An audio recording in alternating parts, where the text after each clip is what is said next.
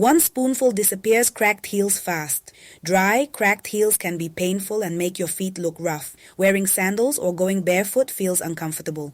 You've applied creams and foot files, but nothing seems to work fast or give lasting results. But don't worry. Today I'll show you a simple home remedy that uses things you already have, and it works like magic. Start by filling a basin with hot water. Not boiling, just hot enough to soak your feet. Add 1 spoonful of baking soda. Stir it well and then place your feet in the water. Let them soak for 15 to 20 minutes. This softens the hard skin. Next, take a pumice stone and gently rub the dry, cracked areas. Use small circles and don't press too hard. This helps remove the dead skin without hurting you. Now, dry your feet with a towel. Take coconut oil and rub it all over your heels. Massage it in until your skin feels nice and smooth. To lock in all that moisture, put on thick socks. This keeps the treatment working while you sleep. Baking soda helps soften the skin and keeps your feet clean. The pumice stone gently removes rough patches. Coconut oil goes deep into the skin to hydrate and repair the cracks. And the socks trap warmth, helping the skin absorb everything better.